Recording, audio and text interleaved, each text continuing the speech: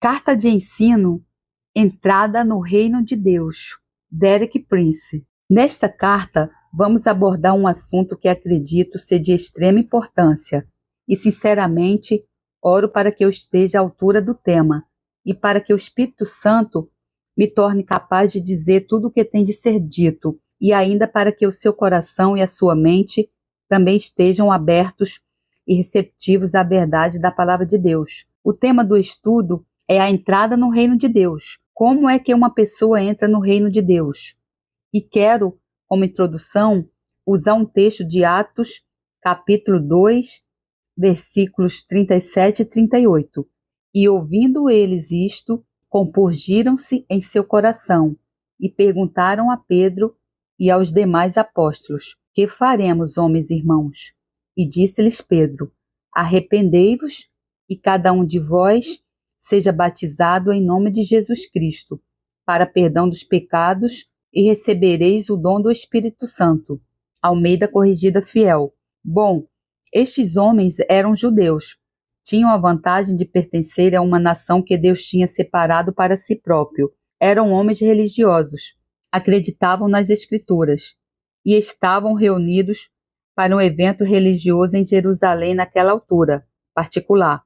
Contudo, quando a verdade da palavra de Deus foi trazida até eles, pelo apóstolo Pedro, sobre a unção do Espírito Santo, eles subitamente aperceberam-se de que não estavam num relacionamento correto com Deus, que não se encontravam no aprovisionamento de Deus, que tinha sido preparado para eles através do Messias, a quem ele tinha prometido, Jesus de Nazaré. Estavam separados de Deus e não na sua graça, nem relacionados com ele da maneira correta, nem com a certeza do perdão dos pecados. Não tinham o coração aquela paz profunda, que pertence a todos os que vêm até Deus e permanecem numa relação correta com Ele. Eles não se tinham apercebido disto, como muitas pessoas não se apercebem, até que a palavra de Deus foi trazida até eles sobre a unção do Espírito Santo, como está escrito: compungiram-se em seu coração. Atos 2:37, ACF.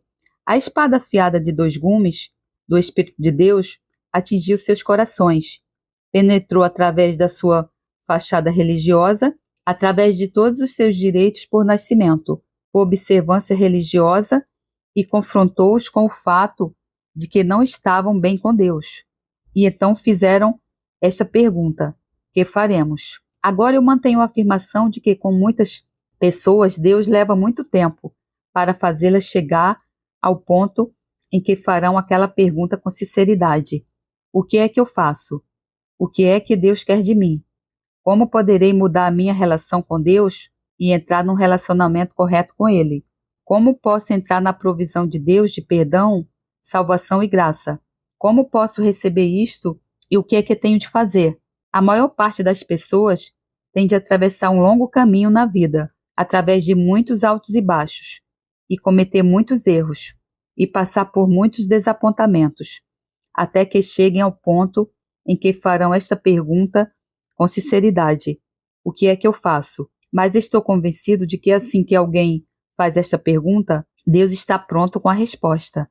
E a resposta é dada no versículo 38. Aqui o apóstolo Pedro levanta-se e ele é tanto o porta-voz de Deus pelo Espírito Santo, como o porta-voz da Igreja de Jesus Cristo, a qual nessa ocasião manifestou-se e apresentou-se ao mundo como um corpo pela primeira vez na história. Esta é uma ocasião muito solene. A Igreja, como um corpo, foi confrontada com uma questão: o que é que temos de fazer? E a Pedro foi dada a responsabilidade de responder, em nome de Deus e em nome da Igreja. E Pedro deu uma resposta muito definitiva, clara e específica. Vamos ler o versículo 38 novamente. E disse-lhes Pedro: arrependei-vos e cada um de vós seja batizado em nome de Jesus Cristo, para perdão dos pecados, e recebereis o dom do Espírito Santo. Almeida Corrigida Fiel. Quero aproveitar e ilustrar a resposta de Pedro. Tenho aqui a resposta certa em 3 passos, e é assim que se apresenta. O primeiro passo: arrependa-se. O segundo passo: batize-se. O terceiro: receba o Espírito Santo. E está perfeitamente claro que o apóstolo Pedro deu esta resposta num só fôlego, para assim dizer. Ele não introduziu muitas causas ou qualificações. Ele disse apenas que se quer saber o que fazer, é isso que Deus requer: que se arrependa, que se batize e que receba o Espírito Santo. Quero deixar claro que esta resposta é muito diferente da que seria dada pela maioria dos pregadores ou das igrejas de hoje.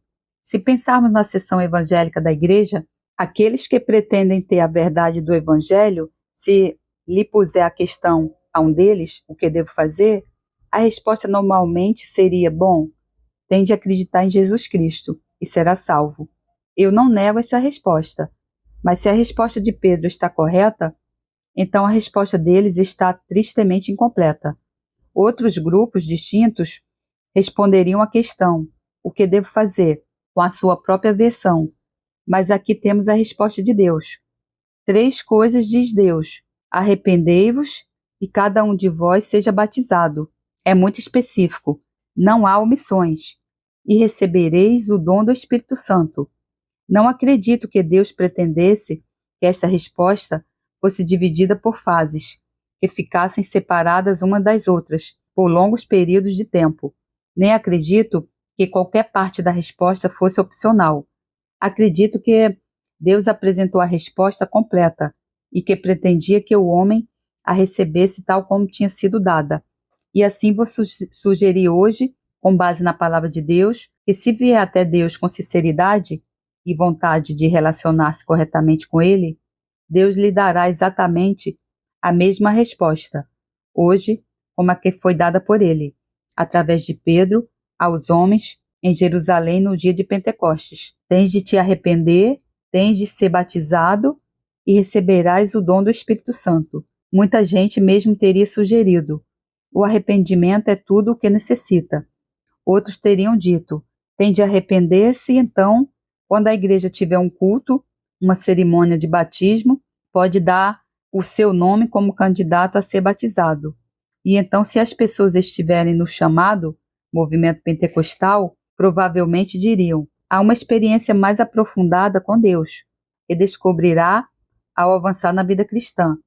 Em devida altura, falaremos mais acerca dessa experiência adicional, que o conduz a uma vida mais profunda com Deus. É chamada de batismo no Espírito Santo, ou receber o Espírito Santo.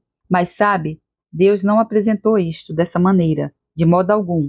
Ele disse: arrependa-te, batize-te e receberás o Espírito Santo.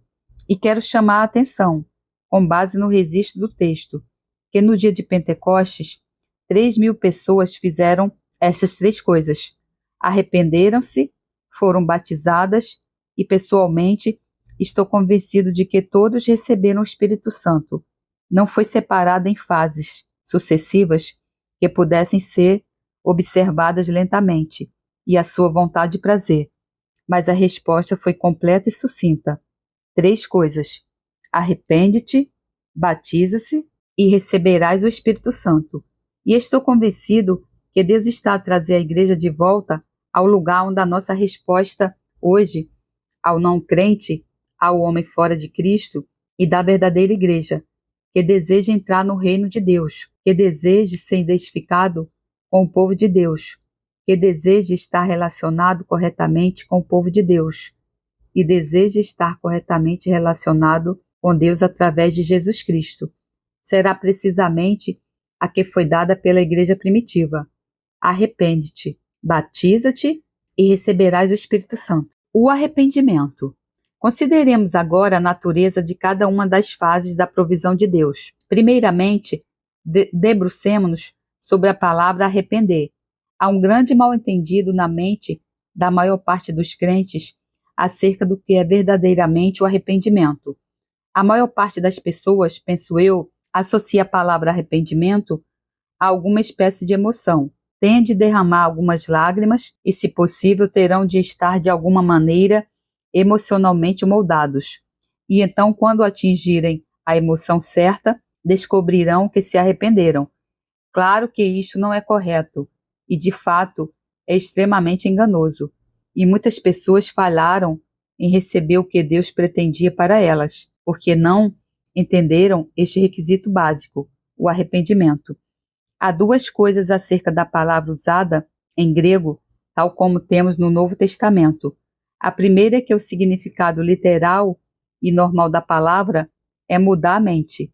No grego secular normal, é assim que se deve traduzi-la, cerca de 9 em cada 10 vezes que ocorre. Mudar de mente. Isso mostra o fato de que o arrependimento não é uma emoção, de modo algum.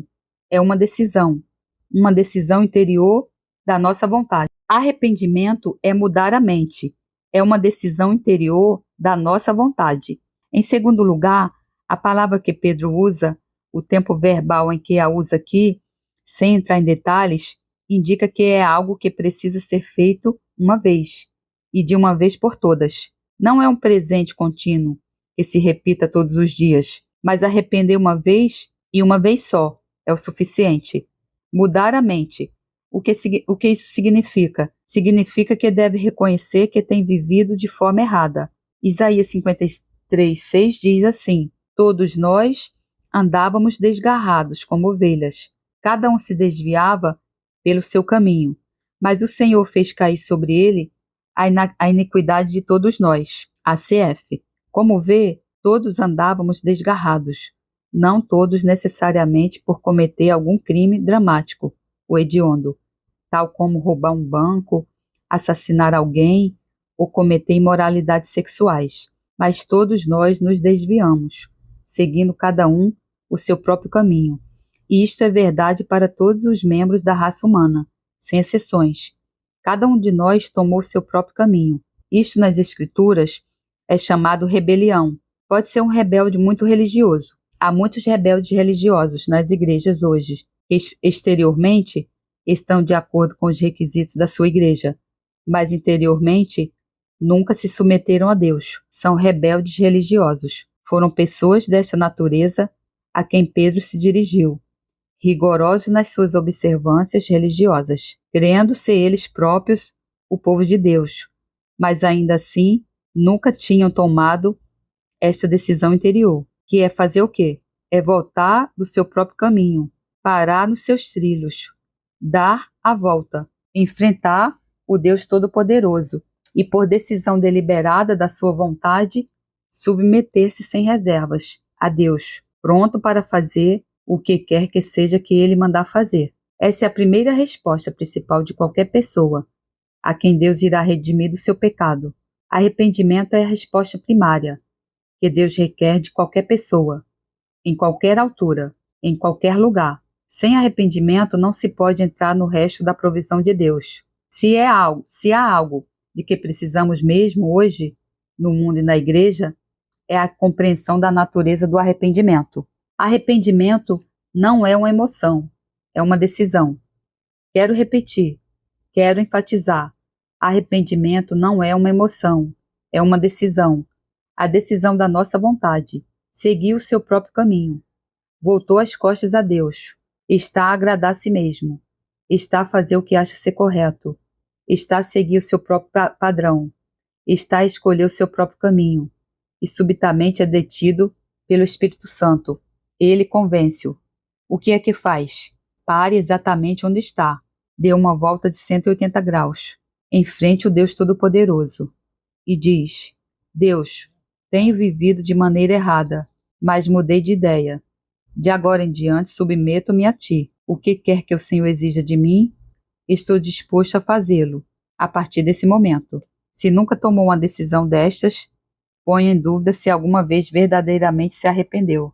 Muitas pessoas que encontro professando-se cristãos estão a lutar por fé, parecem estar sempre a lutar por fé, e descobri por experiência e pelo que vi nas Escrituras, que na maioria dos casos, a razão pela qual eles lutam por fé tem a ver com o fato de nunca terem praticado o arrependimento.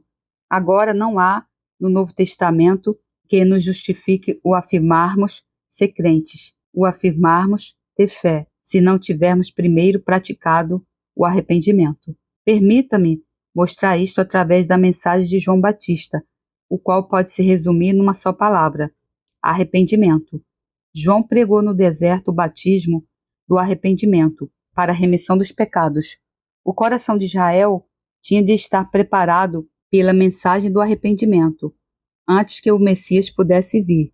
Isto impressiona-me muito, quando considero que havia um tempo definido para a vinda do Messias, predito em profecia em Daniel e em outros lugares.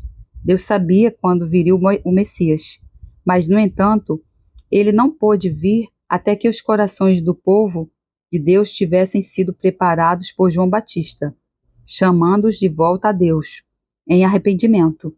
Estou convencido de que o mesmo aplica-se à segunda vinda de Jesus Cristo, que há uma altura definida na presciência de Deus para a vinda de Jesus, mas estou igualmente convencido de que Jesus não pode vir enquanto o povo de Deus não estiver novamente preparado, através precisamente da mesma mensagem, a mensagem do arrependimento.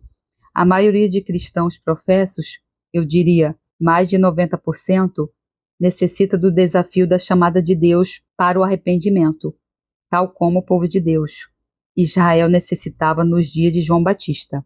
Assim, quando João Batista completou seu ministério e foi posto numa prisão, como está relatado em Marcos, capítulo 1 e versículo 14, veio Jesus pregando o evangelho do reino, e a primeira exortação, o mandamento que saiu dos lábios do Senhor, foi esta única palavra: arrepende-te. O tempo está próximo.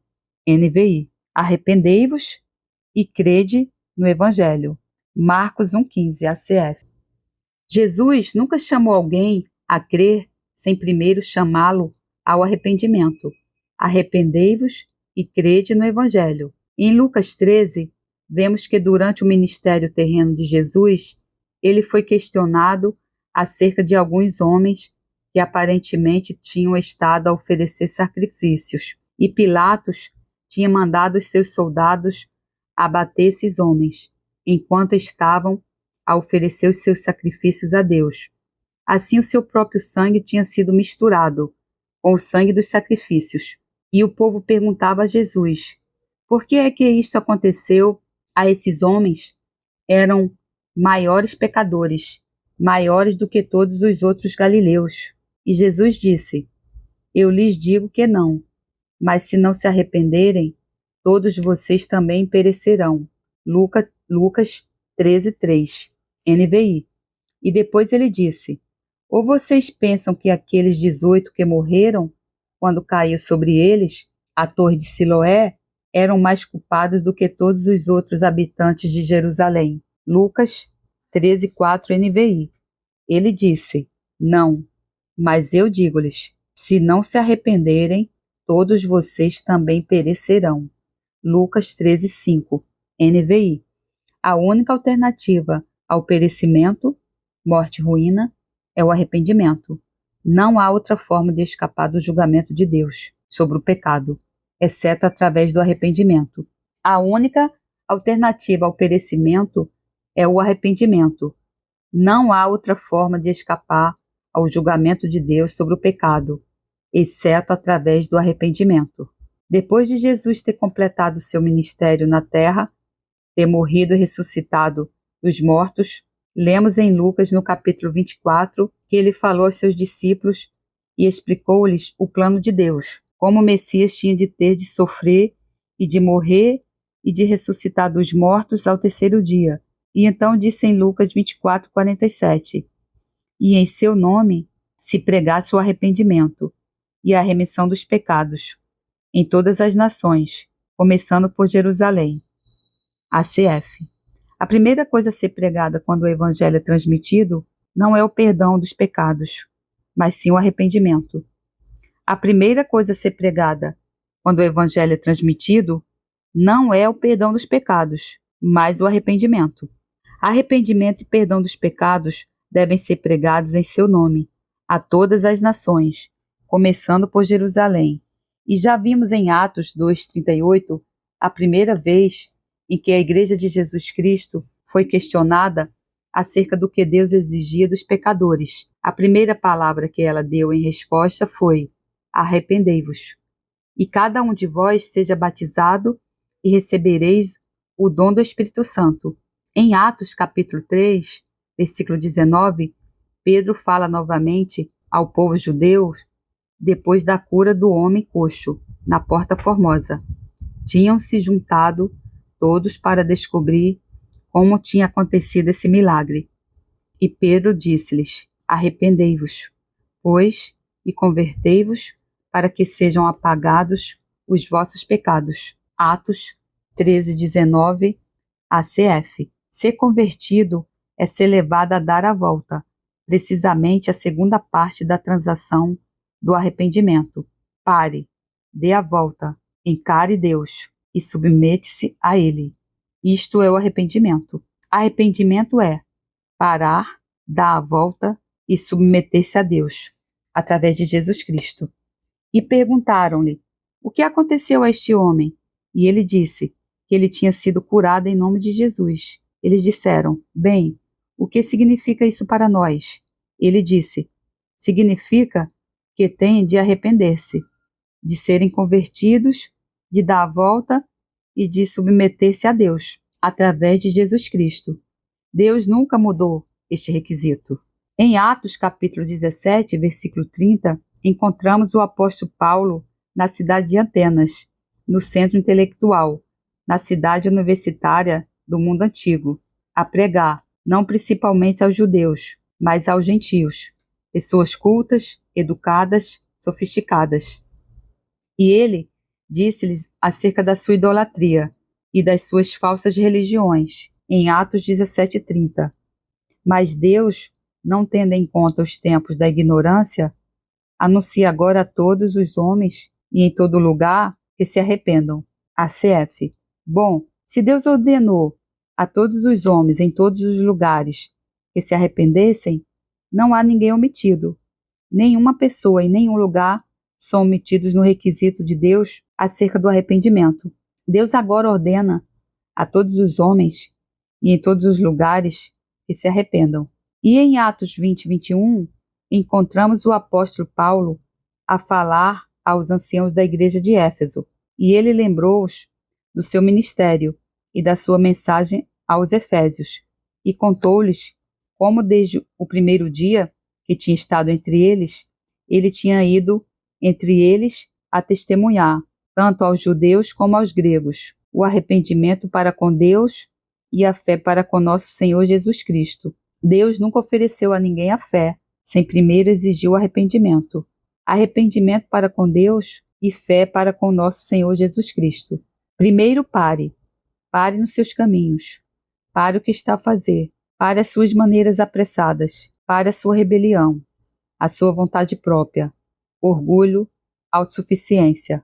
Pare, volte e submeta-se a Deus. Então pode crer. Tentar crer sem se arrepender é um processo muito doloroso, e alguns provavelmente já descobriram isso. É por isso que alguns estão a lutar por fé, e essa luta não é com a fé, mas sim com o arrependimento. Quando chegar o arrependimento, ficará surpreendido ao verificar como é fácil ter fé. Em Hebreus capítulo 6, versículo 1-2, temos o fundamento doutrinal da fé cristã. O escritor de Hebreus fala sobre lançar os alicerces e especifica 6 doutrinas, que são o tema da minha série de livros, Os Alicerces da Fé Cristã. E esse tema é baseado nestas 6 doutrinas, que estão declaradas aqui em Hebreus capítulo 6, como fundamento. É claro que Jesus Cristo é o fundamento, mas o fundamento doutrinal, posto sobre a morte e ressurreição de Jesus Cristo, é sextuplo, e diz assim: do arrependimento de obras mortas e de fé em Deus, e da doutrina dos batismos, e da imposição das mãos, e da ressurreição dos mortos, e do juízo eterno. Hebreus 6:1-2, ACF. Estas 6 doutrinas são o fundamento da fé cristã. Qual é a primeira doutrina do fundamento? O arrependimento de obras mortas. O que são obras mortas? Tudo que não é feito em fé perante Deus e em obediência à sua vontade revelada. Se não for feito com base no arrependimento, ir à igreja é uma obra morta. Cantar hinos é uma obra morta. Orar é uma obra morta. O que não é feito em fé perante Deus e em obediência à sua vontade revelada, com base no arrependimento, é uma obra morta. A primeira coisa que tem de fazer é parar de fazer tudo o que tem feito, submeter-se a Deus e então fazer só o que Deus revelar ser a sua vontade. Aí faz em fé. Agora, vêem-se muitos e muitos cristãos a viverem no edifício muito estável. Lembro-me que na cidade de Jerusalém há anos vivemos numa casa construída por um assírio, um homem de Belém. E este homem tinha tido autorização do governo britânico em Jerusalém, que na altura controlava a cidade, para construir uma casa de 2 andares. Os planos foram aprovados e lançados os alicerces, mas ele decidiu que queria ter mais lucro da sua casa e acrescentou o 3º andar. Sabe o que aconteceu enquanto vivíamos nessa casa? Os alicerces começaram a afundar. Num canto, toda a casa começou a ficar ligeiramente inclinada. Por quê? Porque os alicerces não eram suficientemente fortes para aguentar um 3º andar. Agora, encontram-se bastantes cristãos que começam a estar um pouco inclinados, simplesmente não são tão firmes e retos como Deus queria que fossem e como eles gostariam de ser. Sabe qual é o problema? Nunca colocaram a primeira pedra do alicerce. E no canto onde deveria ter sido colocado o arrependimento, há apenas terra e cascalho. E a casa começa a afundar-se e a inclinar-se. Por quê? Porque falharam na primeira doutrina do fundamento, o arrependimento de obras mortas. No livro final do Novo Testamento, o livro do Apocalipse, verá que Jesus, através do apóstolo João, mandou mensagens com instruções, encorajamento e repreensão às 7 igrejas, as 7 igrejas da Ásia. E se analisar o que Jesus disse, verá que apenas 2 igrejas foram aceitas plenamente na sua conduta e doutrina por ele. Todas as outras tiveram alguns erros na conduta ou na doutrina, os quais ele foi obrigado a apontar-lhes. Para cada igreja que de alguma forma estava em erro, quer em conduta, quer em doutrina, o primeiro requisito de Jesus foi: arrepende-te. Veja sempre que uma pessoa se desvia da vontade de Deus, cai na desobediência, vira as costas a Deus. O primeiro requisito essencial, que nunca pode ser contornado, é o arrependimento. E é aqui que Deus começa a lidar com a pessoa que deseja entrar no reino de Deus. É com arrependimento, a decisão interior, o batismo na água. E agora, o próximo requisito de Deus, dado por Pedro em Atos 2:38 é: e cada um de vós seja batizado. ACF. Arrependimento, a decisão interior. Ser batizado, o ato exterior.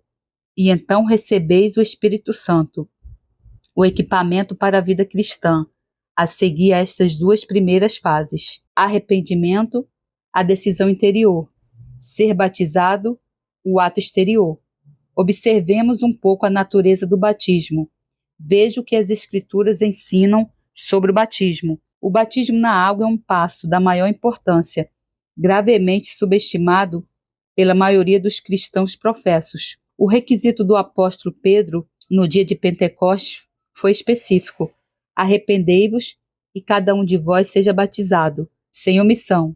E se analisar a comissão que Jesus deu aos seus discípulos no final do seu ministério na terra, está registrada em 2 evangelhos, Mateus e Marcos.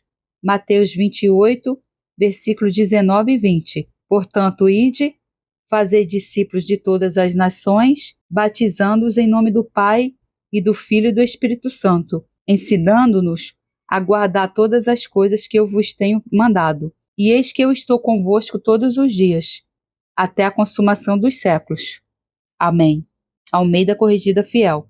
Foi esta a comissão que lhes deu a evidência imediata de ser um discípulo. Foi ser batizado. Fazei discípulos de todas as nações, batizando-os em nome do Pai, do Filho e do Espírito Santo. O ensinamento dirigido a eles foi o de continuarem na completa obediência da vontade revelada de Deus. Mas a primeira evidência externa de discipulado foi o batismo. A evidência imediata de ser um discípulo é ser batizado. Agora em Marcos capítulo 16, versículos 15 e 16, A comissão de Jesus é dada desta maneira: ide por todo o mundo, pregai o evangelho a toda criatura. Quem crer e for batizado será salvo. Almeida Corrigida Fiel. Jesus nunca fez uma provisão a uma pessoa que acreditasse, mas que não fosse batizada. Ele assumiu sem reserva que todas as pessoas que ouviam o evangelho e se submetiam ao discipulado seriam, em consequência disso, batizados. E não há qualquer provisão feita em qualquer das suas duas comissões para que alguém não fosse batizado. Fazei discípulos de todas as nações, batizando-os em nome do Pai e do Filho e do Espírito Santo. Pregai o evangelho a toda criatura. Quem crer e for batizado será salvo. No dia de Pentecostes, disseram: que faremos? E Pedro disse: arrependei-vos e seja batizado.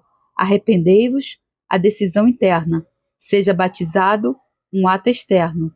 O significado do batismo, na sua essência, é a identificação com o Senhor Jesus Cristo, em 3 experiências sucessivas: morte, sepultamento e ressurreição. O batismo é a identificação com o Senhor Jesus Cristo, na morte, no batismo e na ressurreição. Paulo diz em Romanos capítulo 6, 3, 4: ou não sabeis que todos quantos fomos batizados em Jesus Cristo fomos batizados na sua morte, de sorte que fomos sepultados com ele pelo batismo na morte, para que, como Cristo foi ressuscitado dentre os mortos, pela glória do Pai, assim andemos nós também em novidade de vida. Almeida Corrigida Fiel. E em Colossenses 2,12 ele diz: sepultados com ele no batismo, nele também ressuscitastes pela fé no poder de Deus, que o ressuscitou dentre os mortos. Almeida Corrigida Fiel. No batismo, contamos com nós próprios, como de fato mortos para o pecado, mas vivos para Deus. Ao estarmos mortos, seguimos para outra fase, a do sepultamento. E seguindo Jesus no sepultamento, seguimos-lo na ressurreição. Mas nós não temos o direito de seguir até a ressurreição, a não ser pelo caminho seguido por Jesus, o caminho do sepultamento, o caminho do túmulo. É tudo muito claro. A identificação é dupla. Jesus identificou-se consigo e comigo como pecadores. Ele tomou o nosso lugar, tornou-se nosso substituto. Ele tomou sobre si a nossa natureza caída, carnal, rebelde. Ele morreu a nossa morte, morreu como nosso substituto, morreu no nosso lugar. Foi a sua identificação com o pecador. Agora, para alcançar a salvação, o pecador, através da fé, tem de completar essa identificação. Devo dizer, sim, quando Jesus morreu na cruz, eu morri. A sua morte foi a minha morte. O meu velho eu morreu nele quando ele morreu. Depois digo, ao morrer com ele, devo segui-lo desde a morte até o sepulcro e depois até a ressurreição. E o batismo na água, como exposto no Novo Testamento pelos apóstolos, é o ato de identificação aberta e pública com o Senhor Jesus Cristo na morte, no sepultamento e ressurreição. E não há a mais pequena sombra de dúvida de que na igreja primitiva, a cada novo convertido, a cada pessoa que se tornou discípulo, foi requerido imediatamente que se identificasse em público, por esta ordenança do batismo, com aquele a quem tinha confessado como Salvador e Senhor. E o caminho para entrar em comunhão com a igreja do Novo Testamento era o caminho do batismo. Foi ordenado por Deus e pela igreja que cada crente que reclamasse salvação e vida eterna através de Jesus Cristo teria de estar disposto a ser identificado publicamente com Jesus na morte, no sepultamento e na ressurreição. E, na verdade, na minha opinião, é este o maior privilégio que pode ser oferecido a um pecador aqui na terra, é ser identificado publicamente com o seu Senhor nessas 3 fases vitais: morte, sepultamento e ressurreição. E não é só perante o homem, mas perante todo o universo que essa transação tem lugar. Deus, os anjos santos, o diabo, os anjos caídos, os demônios e a raça humana. Todas são testemunhas do crente que se identifica com Jesus por esta ordenança do batismo. A igreja primitiva não conhecia outra forma de se identificar com Jesus, nenhuma outra entrada no reino e na comunhão com o povo de Deus na terra senão a do batismo na água. Já alguma vez lhe ocorreu que no dia de Pentecostes 3.000 pessoas foram batizadas? Pode ler isso sem se aperceber. Batizei um número considerável de pessoas na minha vida e, segundo entendi, normalmente seriam necessários cerca de 2 minutos para batizar uma pessoa. Mais curto do que isso é bastante rápido. Assim, se batizar 3.000 pessoas num dia, são precisos 6.000 minutos. Sabe quantas horas correspondem a isso? 100 horas. Muito bem.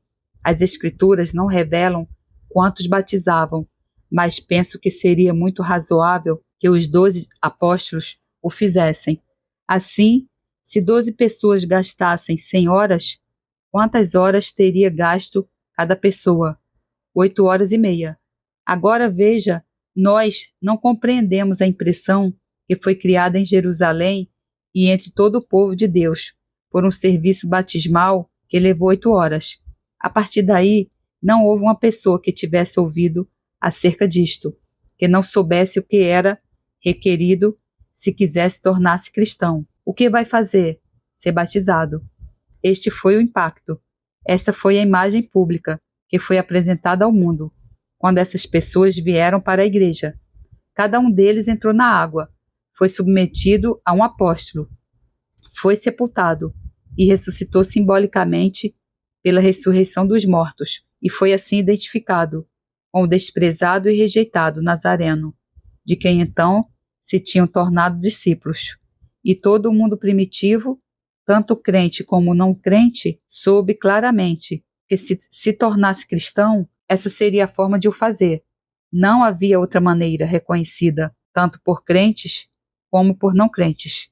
Agora leia o livro de Atos e não encontrará uma pessoa convertida sem ser imediatamente batizada. Não consegue encontrar. Vou dar apenas alguns pequenos exemplos. Em Atos capítulo 8, versículo 12, lemos que Filipe foi até Samaria e pregou Cristo. Foi só o que pregou, Cristo. Mas no versículo 12 está escrito: mas como crescem em Filipe, se batizavam tanto homens como mulheres. Almeida Corrigida Fiel. Quando ouviram a mensagem de Cristo, souberam que ela incluía o batismo. Sabiam que lhes era exigido que se identificassem com o Senhor, a quem tinham dado a sua fé, com este ato externo, esta ordenança pública de morte, sepultamento e ressurreição. Um pouco mais à frente, no 8º capítulo de Atos, no ministério de Filipe, subsequente a esta situação na Samaria, ele estava na estrada de Jerusalém para Gaza.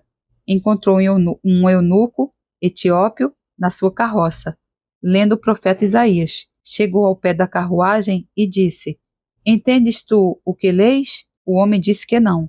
Estava a ler a partir do capítulo 53 de Isaías, acerca de Jesus a ser levado como uma ovelha para o matadouro.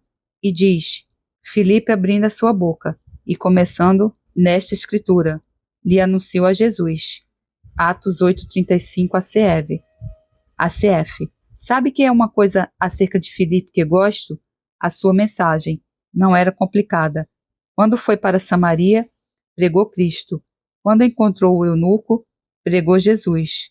Um pouco mais à frente, diz que estavam a passar por uma poça de água ao lado da estrada, e o eunuco disse: e não Filipe, eis aqui água, que impede que eu seja batizado. O que tinha sido pregado por Filipe? Jesus. O que tinha o eunuco entendido? Se eu creio em Jesus, é melhor ser batizado. Não vou esperar até chegar a Gaza e a costa. Está aqui uma poça de água no caminho. Deixa-me entrar nela agora mesmo. E Filipe entrou na água com ele e ele foi batizado. Como vê, o batismo era assunto de extrema urgência para aqueles que ouviam o evangelho pela igreja primitiva. Nunca foi algo com que se pudesse brincar, ou adiar, ou a fazer à sua vontade, ou ao seu prazer. Nunca foi algo que tivesse de esperar por um serviço de batismo 6 semanas à frente. Era algo a ser feito quando se acreditava em Jesus Cristo, O arrependimento era a decisão interna, o batismo o ato externo, que selava a decisão interna, tornando-a efetiva e pública. Em Atos capítulo 9, lemos acerca da conversão de Saul de Tarsus, que se tornou no apóstolo Paulo, e lemos como Ananias foi enviado até ele, impôs as mãos sobre ele para que ele pudesse recuperar a vista e ser cheio do Espírito Santo. O versículo seguinte diz: "E logo lhe caíam dos olhos como que umas escamas, e recuperou a vista, e levantando-se, foi batizado." Atos 9:18, ACF. À mesma hora, e ao registrar este acontecimento, em Atos capítulo 22, versículo 16, o apóstolo Paulo fala-nos acerca de algo que Ananias disse, que não está registrado em Atos capítulo 9, mas em Atos 22:16. Paulo conta que Ananias lhe disse: "E agora, por que te detens? Levanta-te e batiza-te, e lava os teus pecados, invocando o nome do Senhor." Almeida Corrigida Fiel. Por outras palavras, estás à espera de quê? Acreditaste em Jesus? O que fazes? Batiza-te. Como pode ver, nós deturpamos completamente a atitude da igreja primitiva e do ensinamento do Novo Testamento acerca do batismo na água. Até os batistas mais ortodoxos estão longe das bases escriturais nesta questão do batismo. Muito bem, vejamos um pouco mais à frente Atos capítulo 10, versículos 44 até 46. Pedro, relutantemente, foi até a casa de um gentio, Cornélio. Começou a falar-lhe de Jesus, sem nunca acabar o seu sermão. O Espírito Santo veio sobre eles, e eles foram batizados no Espírito Santo. E diz que os crentes judeus que vieram ficaram atônitos, ao perceber que também sobre os gentios foi derramado o dom do Espírito Santo, porque os ouviram falar em línguas e magnificar a Deus. Seria isso suficiente? Absolutamente não. Pedro disse: "Pode alguém, porventura, recusar a água para que não sejam batizados estes, que também receberam como nós o Espírito Santo?" Atos 10:47, ACF. Ser batizado no Espírito Santo não é substituto do batismo na água, e quero dizer aos meus bons amigos da antiga linha de denominações que o fato de terem sido batizados no Espírito Santo e falado em línguas não os dispensa da obrigação de serem batizados na água. Toda a casa de Cornélio foi batizada no Espírito Santo, como relatam as Escrituras, e Pedro mandou-os serem batizados. Não era uma questão opcional para a igreja primitiva, era um requisito explícito de Deus. Se quiser reconciliar-se com Deus, arrependa-se, batize-se e receberá o Espírito Santo. E se receber o Espírito Santo primeiro, isso não significa que possa ultrapassar o requisito de ser batizado. Se quiser reconciliar-se com Deus, arrependa-se, batize-se e receberá o Espírito Santo. Atos capítulo 16, provavelmente o mais dramaticamente real de todos, a cena em que Filipos, quando Paulo e Silas estavam na cadeia a cantar louvores a Deus no meio da noite, e houve um terremoto. As fundações da cadeia ruíram, todas as portas abriram-se, as amarras de todos foram soltas, os prisioneiros foram libertados.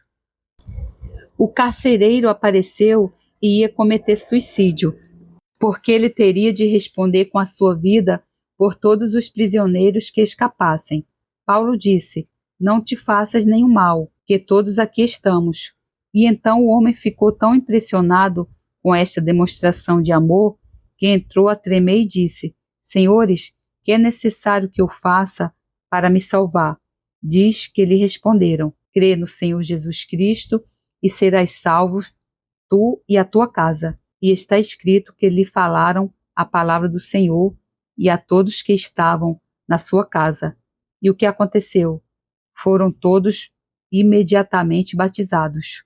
Não esperaram pelo amanhecer, foram batizados no meio da noite. Como vê, esta é a urgência do Novo Testamento, totalmente diferente da mensagem que se ouve em 99% das igrejas, ou de 99% dos pregadores.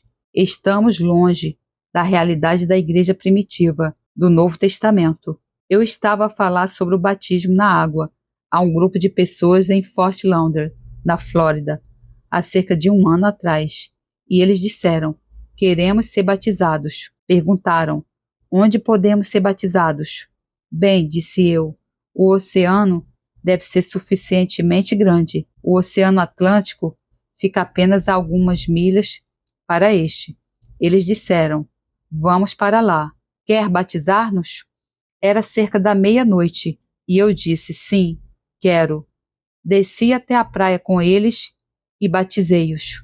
Eles viviam em Miami e entraram nos seus carros com as mesmas roupas com que tinham estado no mar e conduziram completamente molhados, mas extremamente felizes, desde Fort Lauderdale até Miami.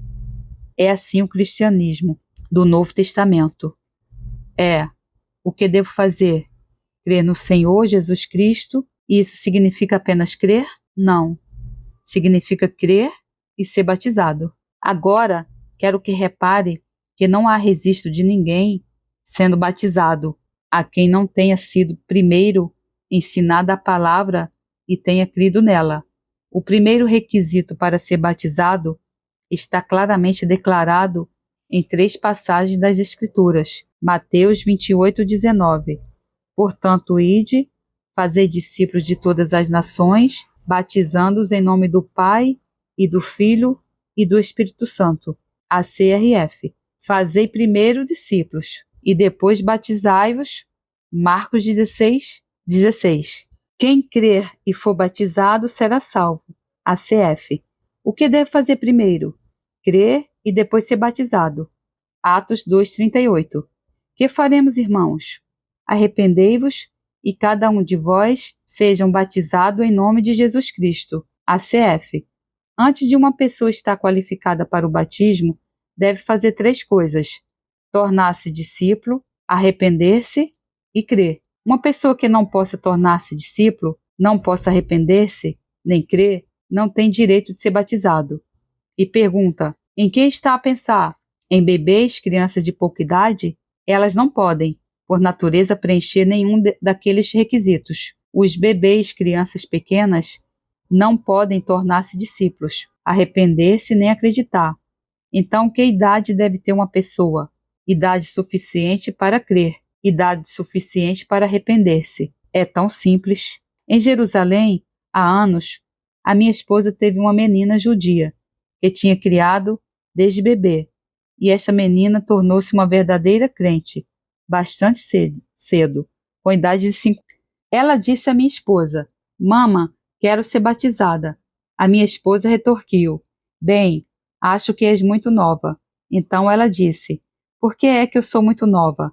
Disseste crer e ser batizada, e eu creio. Por que é que não posso ser batizada? Aí a minha esposa levou-a à missão da Assembleia de Deus e disse ao pastor: Importa-se de falar sós com ela e perceber se ela está preparada para ser batizada? Então o pastor levou-a para o seu escritório, falou com ela, fez-lhe perguntas, descobriu que ela compreendia as Escrituras e que tinha uma verdadeira e real fé em Jesus. Disse então: não vejo razão para que ela não seja batizada. Então ela foi batizada lá, e era época de Natal, pelo que estava mesmo frio, e ela era uma coisa pequenina e frágil. A minha esposa pôs-lhe uma veste longa e branca. O pastor levou-a em seus braços até o batistério, e a minha esposa pensou: bem, agora voltei novamente ao batismo infantil.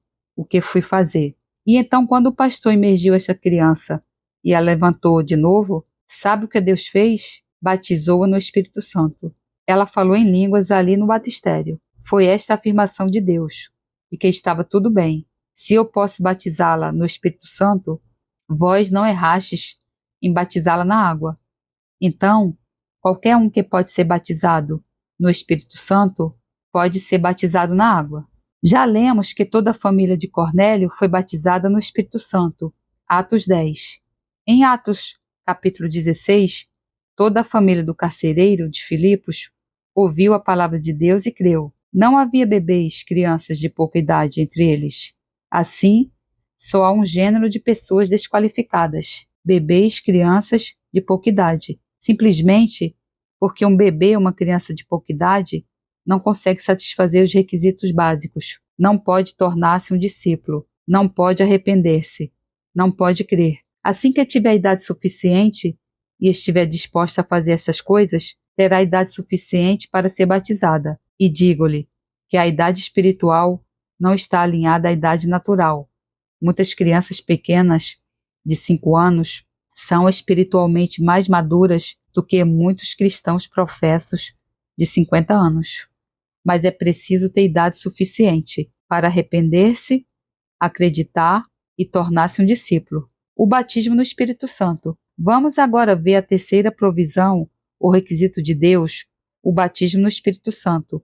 O que é o batismo no Espírito Santo? Primeiramente, é uma imersão. Em segundo lugar, é um beber, receber no interior. E em terceiro lugar, segue-se o transbordar.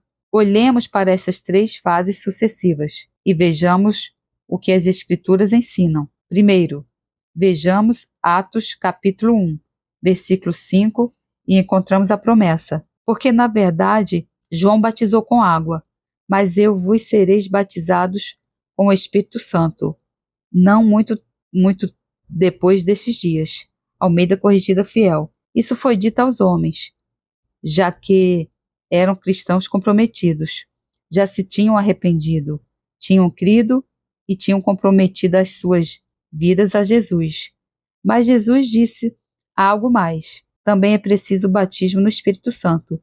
Então, em Atos capítulo 1, versículo 8, Jesus disse-lhes o propósito do batismo. Mas recebeis poder ao descer sobre vós o Espírito Santo, e ser-me-eis testemunhas. Almeida Revisada, Imprensa Bíblica. O propósito do batismo no Espírito Santo é basicamente incuti-lo com poder sobrenatural para tornar-se uma testemunha eficaz do Senhor Jesus Cristo. Acho que poder-se-ia dizer que se todas as pessoas no imediato momento em que se convertessem, morressem e fossem para o céu, o batismo do Espírito Santo não seria necessário. Mas a maior parte de nós não morre, vive.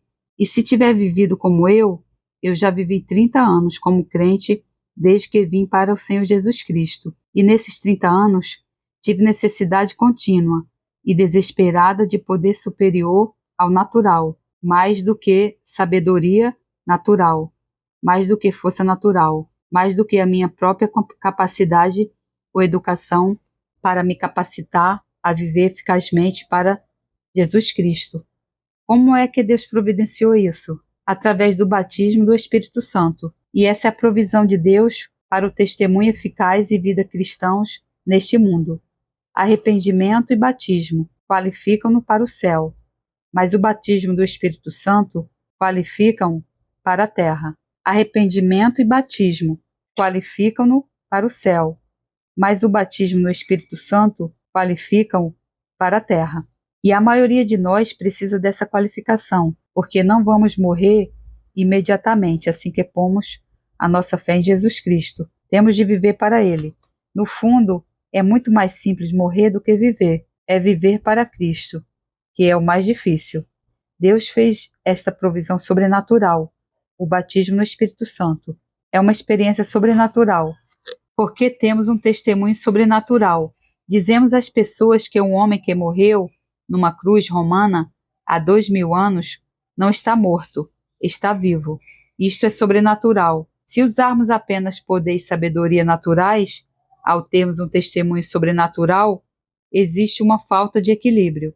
O mundo sente isso imediatamente. Jesus disse: não saiam e comece a falar ao povo acerca da minha ressurreição, até que tenham experimentado esse poder. Então o vosso testemunho terá o poder correspondente a esse testemunho, testemunho sobrenatural e poder sobrenatural para o acompanhar. Esta é a base lógica para o batismo do Espírito Santo.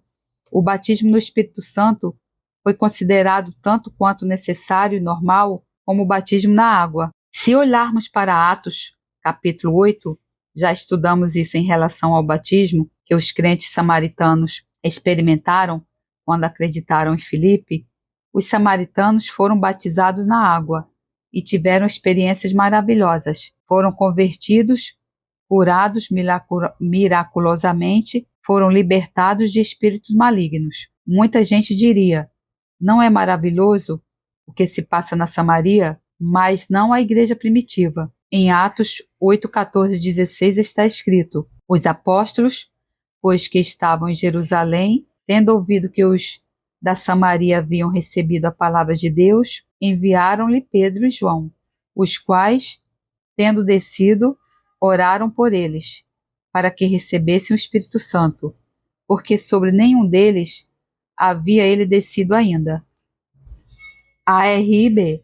E à medida que lemos o livro de Atos, encontramos em Atos capítulo 9 o capítulo seguinte, no qual se relata que o apóstolo Paulo foi convertido e Ananias foi mandado impor as mãos sobre ele para que ele pudesse ficar cheio do Espírito Santo. Em Atos capítulo 10, quando Pedro foi à casa de Cornélio, enquanto ele ainda falava, caiu o Espírito Santo sobre todos os que ouviam a palavra. Atos 10:44 ACF.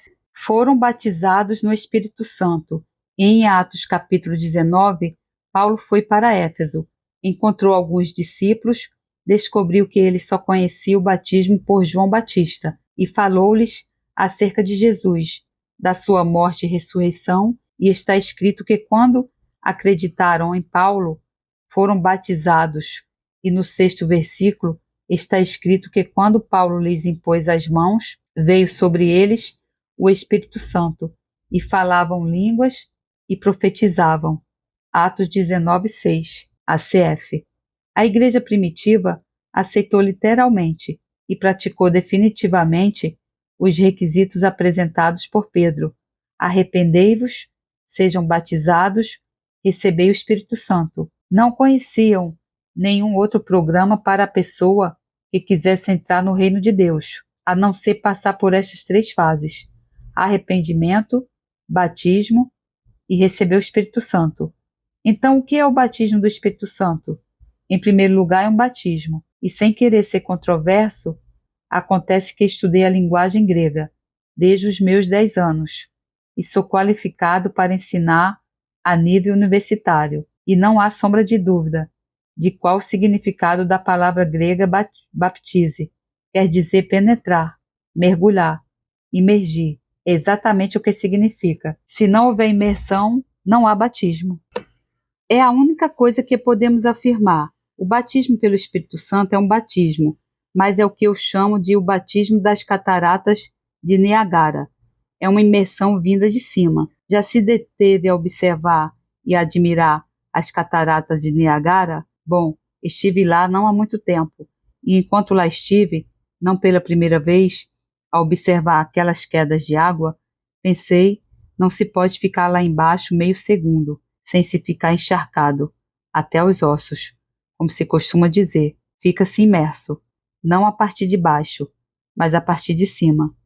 Agora no batismo na água, desce para a água, é imerso nela, mas no batismo do Espírito Santo, o Espírito desce sobre si, é imerso de cima. E em cada lugar que fale acerca de pessoas a serem batizadas no Espírito Santo, descreve o que acontece no livro de Atos e declara especificamente que o Espírito Santo desceu sobre eles. Em Atos capítulo 2 está escrito: e de repente veio do céu um som, como de um vento veemente e impetuoso, e encheu toda a casa em que estavam assentados. Atos 2:2. Almeida Corrigida Fiel. Portanto, o Espírito Santo desceu como um vento sobre eles vindo de cima, e encheu toda a casa onde estavam sentados. Então, se toda a casa onde estavam sentados encheu-se, cada um deles ficou rodeado e imerso pelo Espírito de Deus, que veio de cima sobre eles.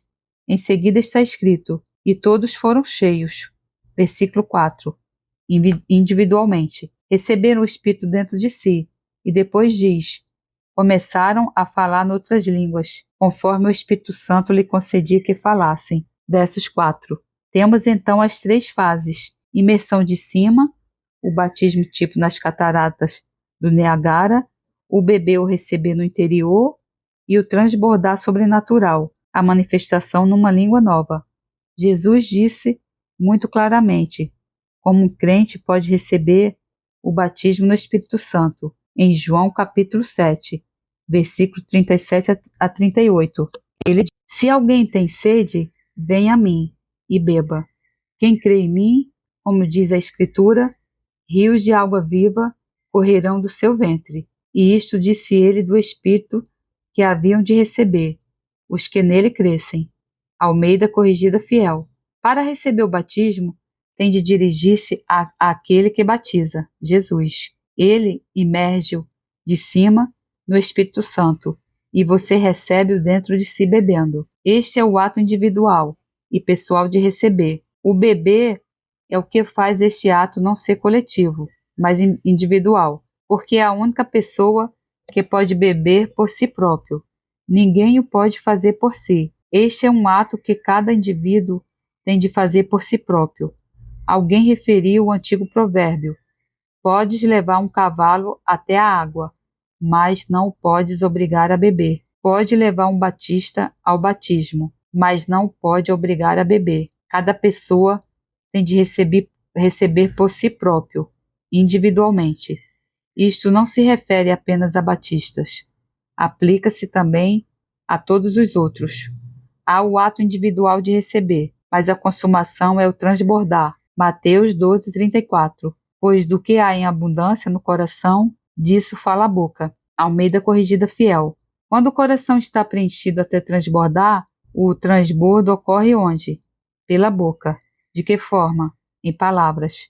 A minha versão atual disso é: quando o coração está cheio até o ponto de transbordar, transborda com palavras que saem através da boca. Do que há em abundância no coração, disso fala a boca. Quando o coração estiver cheio com o Espírito Santo, o resultado seguinte é o transbordar. Rios de água viva correrão do seu ventre. E isso disse ele do Espírito. João 7,39, ACF. Portanto, a experiência completa é imersão, beber e receber no interior, e em seguida é consumado pelo transbordar, a manifestação sobrenatural na língua desconhecida. Esta é então a provisão total de Deus. Arrependa-se, a mudança interior.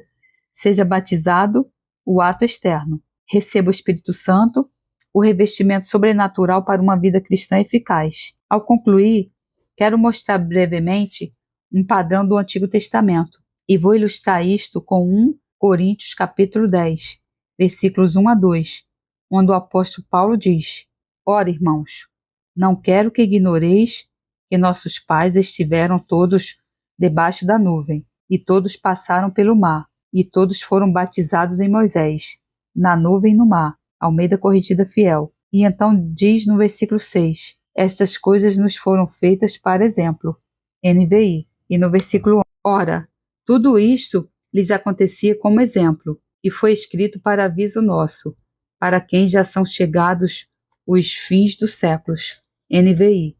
Quer dizer, o registro da libertação dos israelitas do Egito, no Antigo Testamento, é escrito especialmente para o nosso benefício, porque contém figuras, imagens ou padrões do que Deus requer de nós no Novo Testamento. E então descobrirá que o Novo Testamento fala acerca da libertação de Israel do Egito, como salvação. Na Epístola de Judas, no 5º versículo, diz: havendo o Senhor salvo um povo, tirando-o da terra do Egito. Como é que aconteceu a salvação? Em 3 fases. A primeira fase foi no Egito, a fé no sangue do Cordeiro Pascal, morto para cada família. E em 1 Coríntios 5,7 está escrito: porque Cristo, nossa Páscoa, foi sacrificado por nós. Almeida Corrigida Fiel. A primeira experiência da salvação é fé no sangue do Senhor Jesus Cristo, o Cordeiro de Deus que tira o pecado do mundo. Mas tendo aceite o sangue do Cordeiro, Israel não ficou no Egito. Na mesma noite, foi-lhes mandado que com urgência saíssem às pressas com os cajados nas mãos e os seus lombos cingidos. Enquanto saíam, foram submetidos há um duplo batismo. Está escrito assim: estiveram todos debaixo da nuvem, e todos passaram pelo mar, e todos foram batizados em Moisés, na nuvem e no mar. 1 Coríntios 10:12, Almeida Corrigida Fiel. Foram sujeitos a um duplo batismo, que foi o culminar da sua libertação do Egito. Agora a palavra batismo, usada por Paulo em 1 Coríntios capítulo 10, mostra-nos que a libertação de Israel era uma figura ou padrão. Eles foram salvos pela fé no sangue do Cordeiro, Jesus, e depois foram sujeitos a um duplo batismo, na nuvem e no mar. A que corresponde o batismo na nuvem? O batismo no Espírito Santo. A que corresponde o batismo no mar? O batismo na água. Repare, esta nuvem desceu sobre os israelitas, vinda de cima, ficou à frente deles. Mas quando os egípcios os perseguiram e estavam a aproximar-se, moveu-se para trás deles. Assim, cada israelita individualmente entrou nela, trespassou-a e saiu da nuvem. Cada israelita foi imerso na nuvem que desceu sobre eles. Foi um batismo genuíno, uma imersão genuína. No dia seguinte, foram até as águas do Mar Vermelho, que milagrosamente separaram-se, passaram e surgiram no outro lado. Assim Israel foi salvo, no Antigo Testamento, pela fé no sangue do Cordeiro, com um duplo batismo, na nuvem, no mar. Qual é a provisão de Deus correspondente no Novo Testamento? Fé no sangue do Senhor Jesus Cristo, para a remissão dos nossos pecados, seguindo por um duplo batismo, na nuvem, no Espírito Santo e no mar, na água. E então, está escrito que essas coisas são exemplos para nós. São escritas para serem figuras ou padrões para nós, sobre os quais virá o fim dos tempos. Não podia ser mais claro. A libertação completa de Deus, fora do Egito, é tripla: fé no sangue do Cordeiro, um batismo na nuvem e um batismo no mar. O que é que isso providenciou para Israel? Vamos ver isso rapidamente para terminar. O que é que foi providenciado?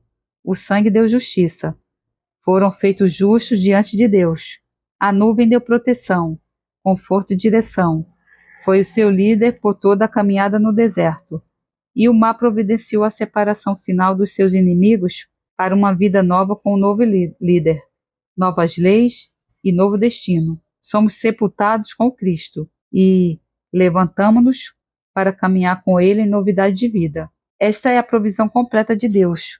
E esta é a resposta de Deus quando um crente ou outra pessoa qualquer vem até ele e pergunta: o que devo fazer?